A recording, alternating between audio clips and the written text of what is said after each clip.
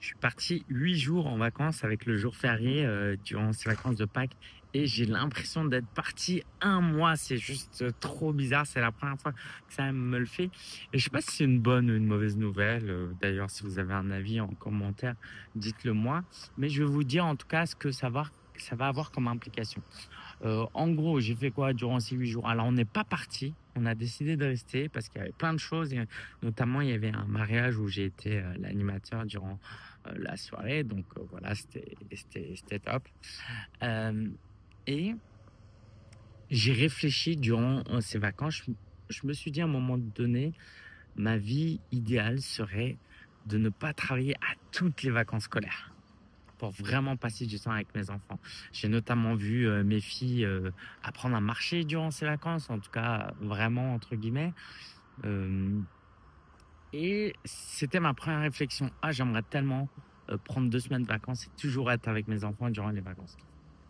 Puis là, quand je suis revenu ce matin, j'étais en mode, mais ah, ça me coupe un peu dans mon élan. Et c'est trop bizarre parce que je sais pas, j'aime mon travail et c'est un peu bizarre que les clients soient entre guillemets laissés pendant ce temps-là. Alors, je culpabilise pas trop parce que c'est aussi un exemple que j'ai envie de donner aux clients, hein, que c'est normal de prendre des vacances. Mais si je fais ça, j'ai fait le calcul la dernière fois, 8, 15, je sais pas, c'est 17 semaines, c'est un tiers de l'année ou un quart de l'année de vacances.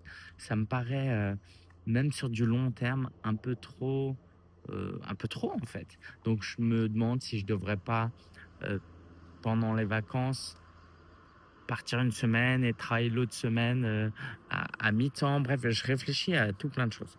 Mais en attendant d'avoir des réponses à ça, il y a plusieurs choses qui doivent changer. Premier, c'est le business model. Aujourd'hui, bien que j'aime mes clients et que j'aime faire du coaching et que j'aime faire les appels de vente, c'est vrai que c'est quelque chose qui me prend beaucoup de temps. Il y a les réunions aussi. Donc tout ça, ça me prend beaucoup de temps.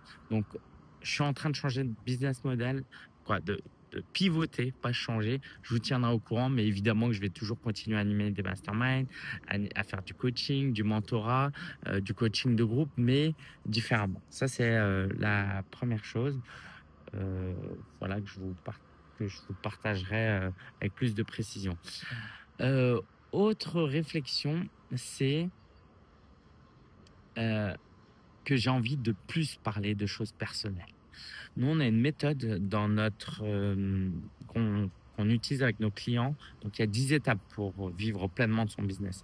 Il y a l'étape zéro qui est de devenir un bon coach. Mais après, on doit créer son offre, on doit travailler sa vision, travailler son mindset, attirer des prospects, amplifier son autorité, euh, convertir les clients. Et puis, il y a les étapes plus avancées, les 7, 8, 9 qui sont structurer son entreprise, être un bon leader et avoir un équilibre régénérateur, un équilibre pro-perso. Ça veut surtout pas dire que c'est la dernière étape et que on ne cherche pas l'équilibre avant, hein. C'est juste que fallait bien que je mette un ordre et effectivement cette étape-là, c'est pas quelque chose que j'enseigne beaucoup et pourtant qui est essentiel pour moi. Parce que si vous voulez juste euh, faire une bonne année dans votre business, c'est pas facile, mais voilà, ça se fait. C'est une chose de faire 1 million une année, c'est une chose, c'en est une autre de faire 1 million tous les ans. Tu vois, c'est une chose de faire un bon chiffre d'affaires, c'en est une autre de perdurer. Moi, je compte littéralement, sans exagérer, travailler jusqu'à 80 ans, 90 ans. J'ai pas envie de prendre ma retraite et pour ça, bah, faut que je regarde vraiment très long terme. Et c'est quelque chose que j'ai envie de partager, que je me sentais pas totalement à l'aise de partager. J'avais un peu cette impression que fallait que je vous parle que de comment attirer des clients ou pas.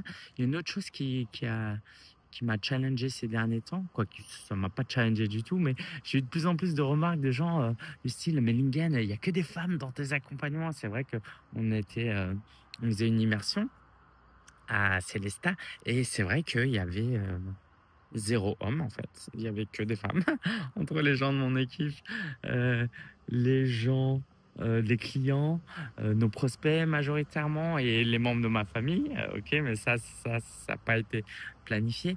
Et ben, je me suis posé la question pourquoi. pourquoi il y a que des femmes. Et je pense que l'une des raisons est assez claire, c'est que si on rentre dans le stéréotype que les hommes veulent s'accomplir à travers leur accomplissement, leur réussite professionnelle, etc. Moi, c'est pas totalement ça mes valeurs. Pour moi, la famille est extrêmement importante.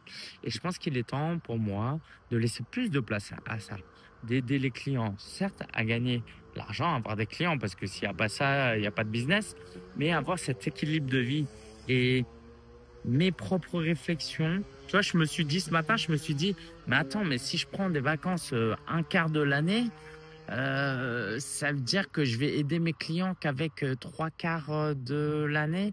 Bref, la valeur authenticité est très importante pour moi et c'est ce que je vous enseigne et c'est ce que j'ai envie de faire. J'ai envie de vous aider sur des choses que je vis, pas juste des livres que j'ai lus.